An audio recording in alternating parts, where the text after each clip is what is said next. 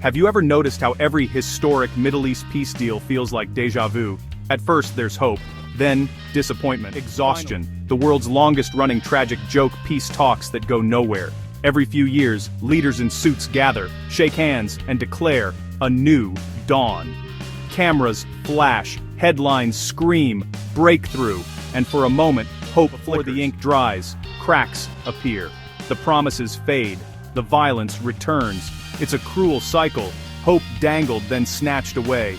This isn't just bad luck, it's a system perfected over decades. The performances for the world, leaders look busy but the root causes are ignored. The world applauds the band-aid, while the wound festers underneath. When another peace plan is announced, forgive the cynicism. We've seen this show before. We know the ending. The hope becomes a tool, keeping people compliant, enduring more suffering for a better tomorrow that never comes. It's the ultimate trust fall, but the person behind you is already walking away. The cycle isn't accidental, it's engineered.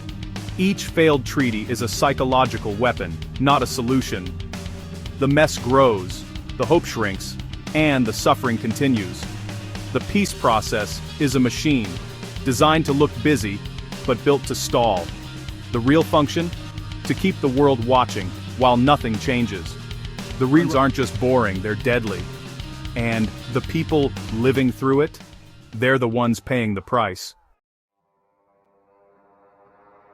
Imagine a museum of failed peace deals. The Middle East fill a skyscraper. The Balfour Declaration, one letter, two promises, endless conflict, Oslo Accords, a photo op on the White House lawn, a two-state solution promised, but the hardest questions left for later.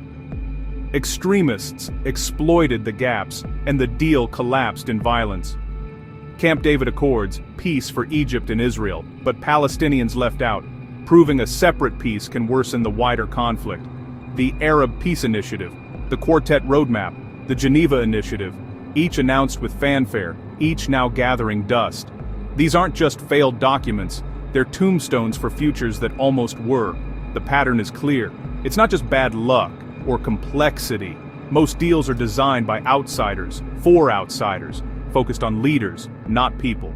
Grand statements take priority over building trust on the ground. It's like designing a beautiful house with no foundation. One gust of wind, and it collapses. The wind in the Middle East never stops blowing. These deals look good on paper, but never survive reality. The museum's lesson? Peace plans that ignore the people are doomed to fail. The cycle repeats, and the exhibits keep growing. The world keeps clapping for blueprints, while the house never gets built. The foundation is missing. Trust, inclusion, and reality. Until that changes, the museum will keep expanding. Just when you thought the show was over, it gets a reboot. In 2025, Trump unveiled his greatest deal for Gaza. Standing with Netanyahu, he called it a civilization-defining moment. The plan had all the buzzwords: ceasefire, hostage release, disarmament, international oversight. Even Tony Blair was brought in because nothing says fresh ideas like a face from the past. Billions in aid, amnesty, prisoner swaps. It sounded generous, but the catch?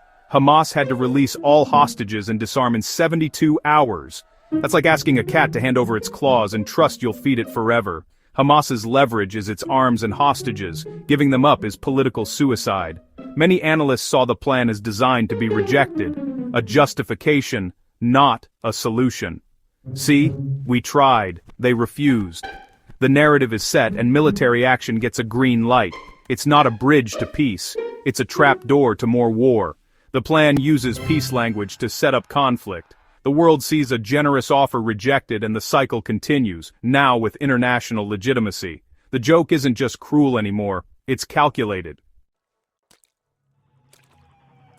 If peace keeps failing, ask, who profits? Because someone always does. War is great for business. Every missile launched means money for the global arms industry. The Middle East is their best customer. Stability is bad for their bottom line. It's not just arms dealers. Private contractors, surveillance firms, and construction companies all profit from destruction and rebuilding.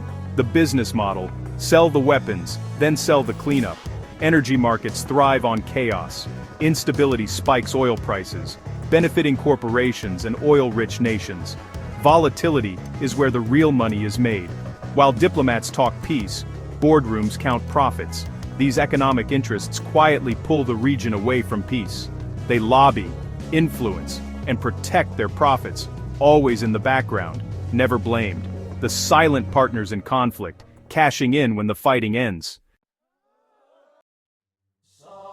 Religion in the Middle East is both a source of unity and division. The region's holy sites should unite, but too often become battlegrounds. The problem isn't faith, it's the weaponization of faith for power. Leaders twist sacred texts into political slogans, framing conflict as a holy war. If God is on your side, compromise becomes betrayal. Holy sites turn into flashpoints. Religion becomes a uniform, erasing individual humanity.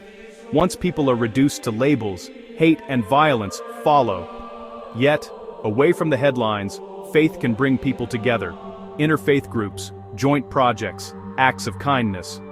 These stories rarely make the news. Faith is powerful. It can fuel war or build peace. The tragedy? The loudest voices use God's name to justify violence. The quiet ones, building bridges, are ignored. The microphone is always handed to those who pull the trigger. The Middle East is a global chessboard, and its people are the pawns. For decades, superpowers have played for influence, first the US and USSR, now the US, Russia, and China. America wants stability, meaning oil flows and Israel's security, so it pours in military aid, fueling an arms race. Russia plays spoiler, backing different sides to counter the US and secure its own interests. China plays the long game, investing, building infrastructure, brokering deals, all to expand its influence. Every move is about global power, not local peace. Local conflicts are amplified and manipulated by these outside players. A peace deal that hurts a superpower's interests, it stalls or collapses. Superpowers prefer controlled chaos, manageable conflict over unpredictable peace. The result, local suffering, global maneuvering. The game continues and the pawns keep paying the price. The real winners are never the people on the ground. The chessboard is set, and the match never ends. Sometimes, the biggest obstacle to peace is the leader in power. For some, conflict is a tool for survival, distracting from scandals, uniting the public, boosting approval. War rallies the nation, peace brings tough questions. Leaders like Netanyahu have used crisis to stay in power, avoiding concessions and accountability. Authoritarian regimes use conflict to justify oppression, crush dissent, and spend on the military instead of services. The external enemy excuses internal failure. When these leaders negotiate, is it for peace or just for show? They're addicted to conflict. It's their source of power. As long as they rule, peace is blocked by self-interest. Lost in all the politics are the ordinary people, the real victims. They huddle in shelters, bury loved ones, flee with nothing. Their suffering isn't a statistic, it's relentless and real. For every failed summit, there are a million unheard stories. A mother in Gaza, a teenager in Israel, a refugee family in Syria. These people are never at the peace talks. The men in suits don't live with the consequences. Peace plans ignore daily reality, trauma, loss, shattered lives. The greatest tragedy, those with the most at stake have the least say. They want what everyone wants: safety, work, a normal life. Their silent suffering is the loudest indictment of this broken system. So, where does hope come from? It has to start from the ground up. Stop listening only to generals and politicians. Listen to the people living the conflict. True peace is built by rebuilding trust, joint ventures, shared projects, children learning together. Women's groups, community leaders. These are the real peace builders. The world should fund grassroots initiatives, not more weapons. Empower voices of coexistence, not men of war. Don't impose solutions. Help conditions for local solutions to grow. It's slow, unglamorous, but it's the only way that works. Peace fails because it's always top-down, driven by profit and power. The only hope built from the bottom up, sharing a future, not just dividing land.